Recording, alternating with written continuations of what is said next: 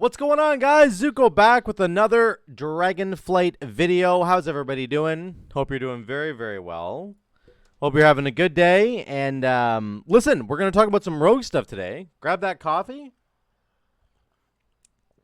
Oh, I thought it was going to be hotter than it was. It's actually not bad. Okay. We're going to talk about Outlaw Rogue, which has been absolutely one of my favorite things to play in Shadowlands. I didn't really even start playing Rogue until I got deep into Shadowlands and I started picking it up.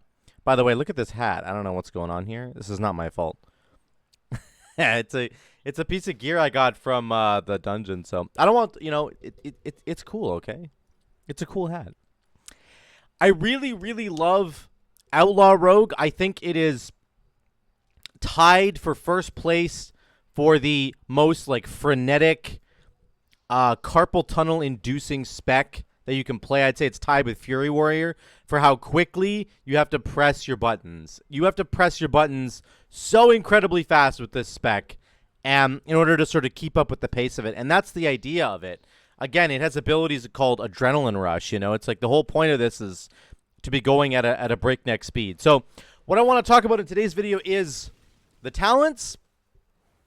We're going to look at the talent trees. I am going to first start out with a post from Blizzard about what's coming up next week, because there are some changes that are going to be happening to the class tree in particular, and we got to talk about that. Some positioning changes. I will move myself in a minute here, but there's some positional changes that are going to be happening with the class tree, which are very important, actually. Then I'm going to talk about what I think is sort of some two distinct kind of builds that you could play.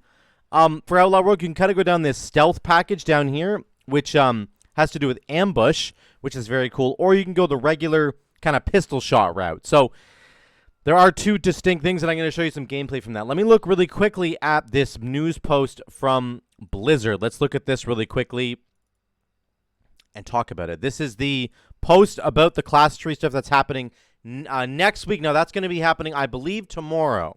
So I believe that on Tuesday Reset tomorrow, this is all going to be changing. So I wanted to make sure I brought it up, okay? So here we go. Let's get into it. This is the class tree here, of course. A few notable changes here. Positional changes being made clear, and then some less clear. And then this is comments from people in the forums and stuff, which is cool. So delete, improve. Everybody wants improved SAP deleted. So Blizzard agreed, and they're going to change it to Blackjack. Enemies have a 30% reduced damage and healing for 6 seconds after blind or sap's effect on them ends. This is absolutely insanely good for PvP and also for PvE.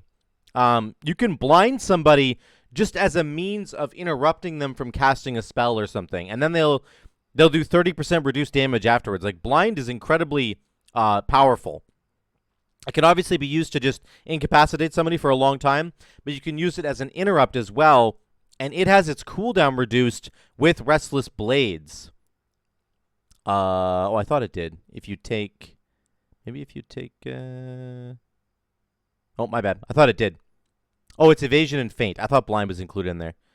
My bad there, so you don't actually get blind back. That's okay.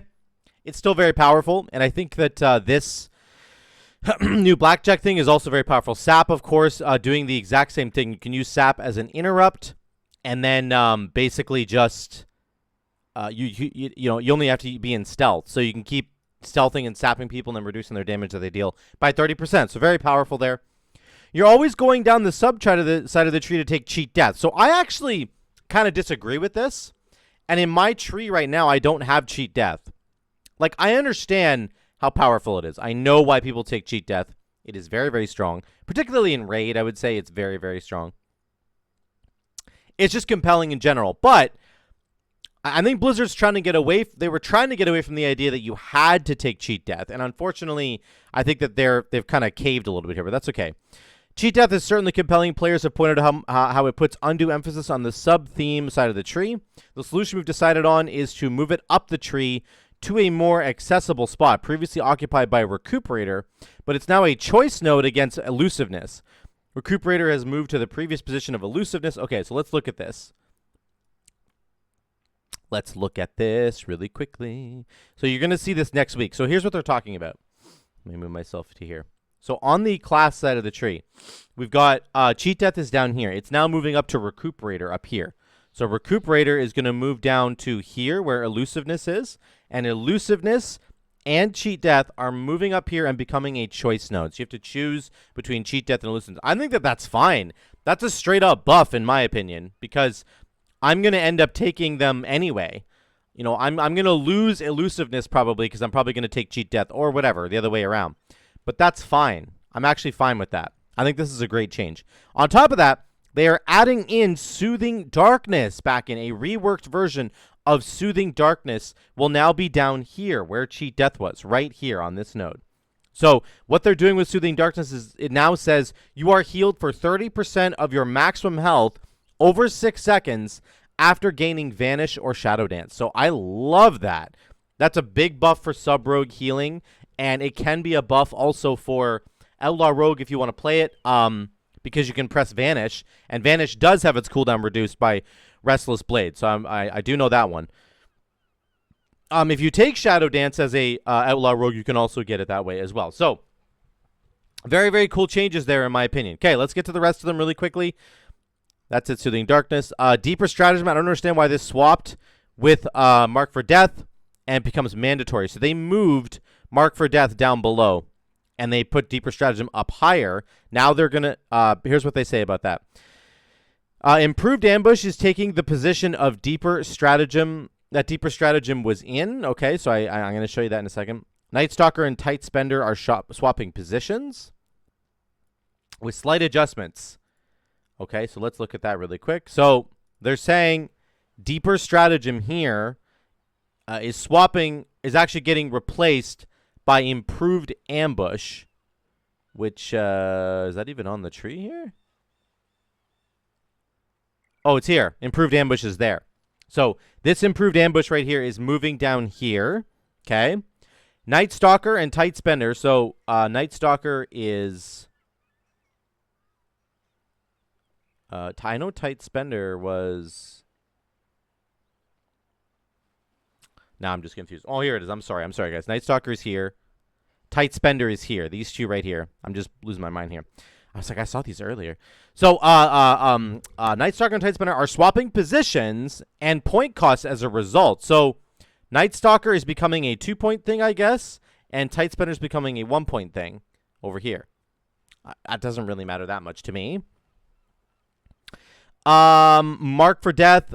Locking Mark for Death behind the 3-point Alacrity and locking Cold Blunt behind 3-point Lethality makes for way less choices in the builds. This is really important. This is massive. So what they're saying here is this. Alacrity right here is a 3-point talent, and it locks you from Mark for Death. And then Lethality is another 3-point talent that locks you for Cold Blood. People don't like that. What are they doing about that? Lethality and Alacrity have now become 2-point talents. Lethality remains the same point per value. Alacrities have the numbers slightly adjusted, so Alacrity gets nerfed a little bit. But they're now only 2-point talents, which is huge. That frees up some extra talent points for you to spend elsewhere on the tree. Really, really important. The final note here is about Resounding Clarity and Echoing Reprimand. So, Resounding Clarity, please reduce it to a 1-point node and give it 3 more anima point combos, like it is on live. Blizzard said sold. Resounding Clarity, this down here, is now a 1-point talent. It causes Echoing Reprimand to anima charge 3 additional combo points. So, Echoing Reprimand will anima charge 1 combo point. Now it will anima charge 4. Right now on live, it's only 3 in total. They're going to make it 4, and they're going to reduce the combo point needed down to 1. So, Resounding Clarity's got massively buffed. Alacrity and Lethality are only 2-point spenders now. Cheat Death and Elusiveness are a shared node up here now. Recuperator is going to be down here. And then a couple of other changes. Those are the massive, massive changes. So basically, in my build right now, I'm going to gain Cheat Death for 1 point. Actually, no, I'm going to gain Cheat Death for nothing. I'm going to still get Recuperator. I'm going to have 1 extra talent point from Alacrity, 1 extra talent point from Resounding Clarity. So I'll have 2 talent points to spend wherever I want. I could get Leeching Poison. I could get a bunch of cool stuff. So, all in all, I think it's a massive buffs coming to the class tree overall for Outlaw Rogue. I mean, for all the different rogues, but in particular for Outlaw Rogue in general, I think it's a massive, massive buff. Now, let's talk about the build. What am I going to do in Outlaw Rogue? What are you going to run for your build? You can definitely go down this route here and pick up. Essentially, in Mythic Plus, you're always going to get Dancing Steel every single time. It now makes Blade Flurry hit 3 additional enemies for a total of 7 enemies. You can see it right here. Blade Flurry hits 7 enemies, which means your AoE is going to be so much better than it was before. Blade Flurry used to only be 4 enemies, 4 additional enemies. So instead of 5 enemies in total, you can now have 8 enemies in total. Your original target plus 7. 8 enemies for AoE. That's insane.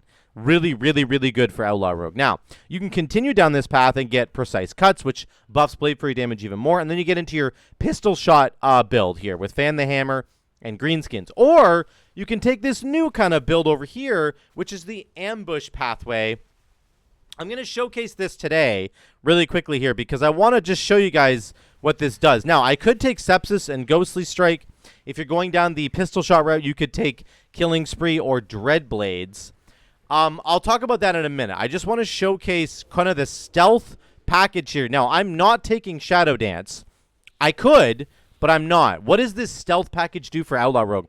It basically brings Ambush, which is your stealth generator, into the fold. It brings it into the build for you. So instead of just generating with Sinister Strike, you are now going to be awarded free ambushes that don't have to be used in stealth. And that's what Audacity does. Half-cost uses of Pistol Shot have a 45% chance to cause your next ambush to be usable without stealth. Chance to trigger this effect matches the chance for your Sinister Strike to strike an additional time. So the base chance for Sinister Strike to strike an additional time is 45% because I have Opportunity and I have Weapon Master. Now, there are Roll the Bones matches that can give you an additional chance for Sinister Strike to strike again. And that means that your chance to trigger this ambush proc matches your chance to trigger your Sinister Strike. So it sounds a little confusing, but you're basically just going to talent into this, and you're going to wait for ambush to become castable. Now, I do think that they should put a little glowing border around this ambush when it procs, because otherwise I have a hard time seeing it. But besides that, you do have Heavy Hitter, which is not yet implemented, so this makes ambush give you an Anima Charge combo point, just like Echoing Reprimand, but it's not implemented yet, but that's fine. Then you have haste increased by 10% while stealth, and for 20 seconds after leaving stealth. This includes Vanish, by the way. And then this is the big capstone node here. Effects that grant a chance for Sinister Strike to strike an additional time also apply to Ambush. So that includes, obviously, your Opportunity and your Weapon Master now. So your Ambush now has a 45% chance to strike an additional time. And on top of that, the half-cost uses of Pistol Shot will give you the free ambush. So you're trying to press Pistol Shot to give you a free ambush, and when ambush does become free, it has a chance to strike twice. That's what's happening here. Now, the reason that's substantial is because ambush does 6,700 damage. Sinister Strike only does 3,800. So ambush hits way harder, like way, way harder, and it gives you 2 combo points instead of 1. Anytime you can use ambush as a generator, you're going to want to do it. Okay? Here's what the build kind of looks like.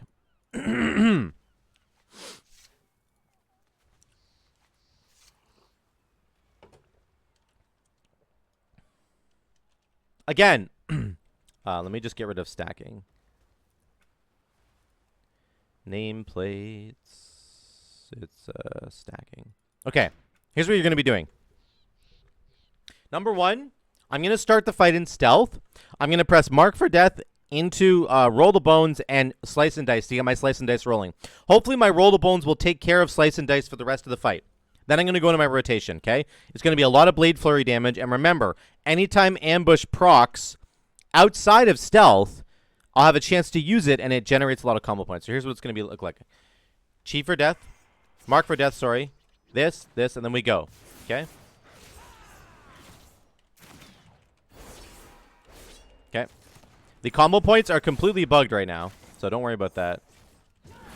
Okay, my ambush is procced. I'm going to press it. I actually messed that up. It's really, really hard to track ambush. I'm not going to lie. They need to fix that. Hasn't procced yet. Waiting for it to proc. There, procced right there. I'm going to use a finisher into ambush. There, ambush proc twice there. You see that? That was a lot of damage. We're doing basically 40k. Let's get Blade Flurry going again. Ambush. Didn't get the double proc, but that's okay. Mark for Death is back. We're kind of just waiting for ambush to proc again. Now, this build, of course, if you've played Outlaw Rogue, you know how frenetic this gets. It's just crazy. Okay, ambush procced. Shoot. I'm letting my my Blade Flurry fall off, unfortunately. Okay, let's go. We got Adrenaline Rush running. We got ambushes up. Let's press it. Ambush is up again.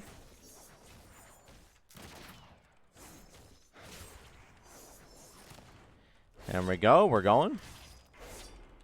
I can't really tell what... The combo points are hard to read because it's like... It's all wrong. Oh, it hit twice there.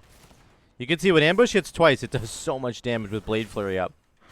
So again, basically, this is the smoothest... it's pretty much just like butter. You know, like I got Adrenaline Rush back again. This build is just, it's just like butter, man. It's really fun to play, and it's easy. Well, not easy to play necessarily, but it's, you never run out of energy. I just got double tap on ambush there. So this is the, you know, sub-rogue influence here on Outlaw Rogue coming through, which is kind of cool. I like that. I think that's fine. I have the real Vanish coming up. We're going to go ambush into, there we go. That was a big little combo there.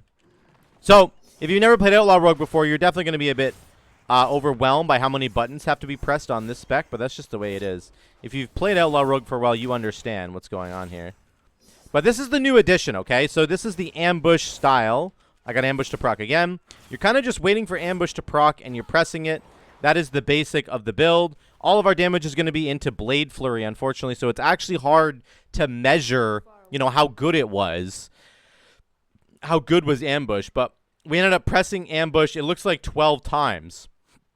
Now, again, that's an ability that requires stealth.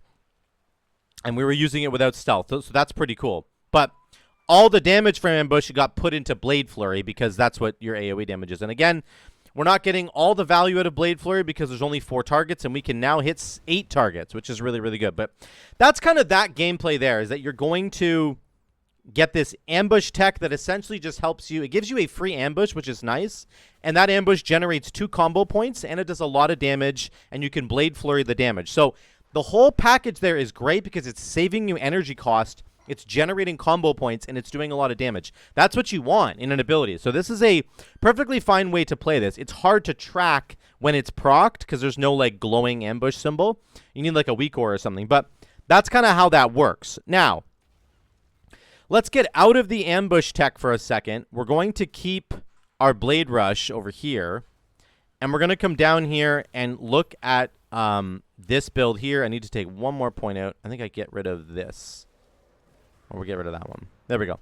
So, oh, I have 3 talent points. Where did I? Oh, here we go. Oh, I need to take loaded dice. I remember now. There we go. What did I have before? There's a point missing here. Oh, I take 1 point out of count the odds. So, we're going to take Killing Spree again. I know what you're thinking. Nobody wants to see Killing Spree. But it's actually kind of cool, and I tried it in a dungeon. It was genuinely fun. I took Killing Spree into a dungeon, and we actually did decent damage. I can't show you the overall anymore because, of course, the overall data would be skewed. But we're just going to do another... We're going to do another dummy test here. So this is the other side of the build. We're not doing ambush stuff anymore at all. The only time I press ambush is when I do... is when I start the fight. That's the only time I'm pressing ambush. Even when I'm pressing vanish, I'm vanishing into a dispatch to try and proc my count the odds, right? So, what are we doing then? Well, we've got extra Blade Flurry damage here. This is a cool little talent that's not yet implemented, so we're not even going to talk about it.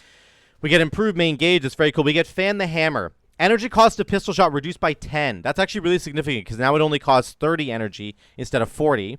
when Sinister Strike strikes an additional time, you get 2 additional stacks of opportunity, which they call the buff that grants half-cost use of pistol shot. So this basically says if Sinister Strike goes off, you're going to get like a whole bunch of charges of your half-cost pistol shot. And your half-cost pistol shot is going to do more damage because of the build that we've got running here. Oh, here it is. Sorry, quick draw. Half-cost uses of pistol shot granted by Sinister Strike generate an additional combo point and do 50% more damage. So this grants you a bunch of half-cost uses of pistol shot that do more damage and generate more combo points. So that's how you're saving energy and generating combo points on this side of the tree. The other side of the tree is, of course, the ambush tech, where you're getting extra combo points and you're getting a free use of ambush. Fan the Hammer is giving you not a free use of pistol shot, but it's close enough, and it does additional damage. And then the capstone is Greenskin Whiskers. I don't know if this is actually working because it says I'm in the wrong zone because it's a legendary from Shadowlands. So we'll have to see. But it says Between the Eyes has a 20% chance per combo point to increase the damage of your next pistol shot by 300%. That is basically a 100% chance if you're playing the class properly, right? If you do 5 combo points, that's a 100% chance. So that's what we're doing. On top of that, we've got Blade Rush and Blade Killing Spree. And I'll show you Killing Spree here. It's actually kind of fun. You could, of course, take Dread Blades if you want to. You don't have to take Killing Spree at all. I just like to take it. So this is the pistol shot build. We're going to start off the exact same way we did before. We're going to go Mark for Death, into Slice and Dice, and then we go in. Okay?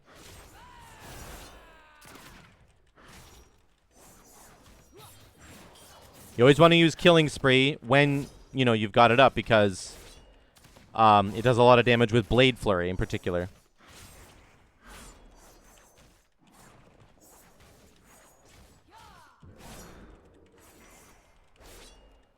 And we're using Blade Rush as much as we can. There we go. So I do think that... So you can see my pistol shot is just glowing the entire time. That's because it's getting the proc. So it's glowing again. You want to press pistol shot whenever it's up. That's like your main source of damage is going to be from that pistol shot. It's very, very powerful. Again, we're never pressing ambush anymore. Here we go. Let's get the crit going, and then we'll use our big abilities. You kind of always want to use Between the Eyes before you pop your big, powerful abilities.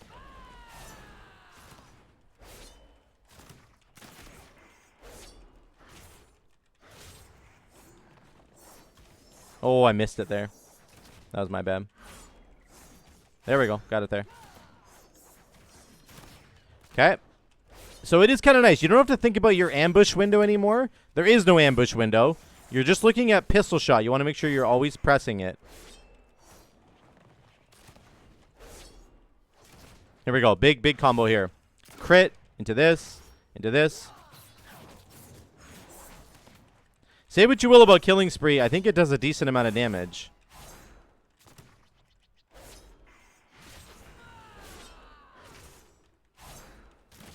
Oh, I can't tell what combo points I've got. I love that.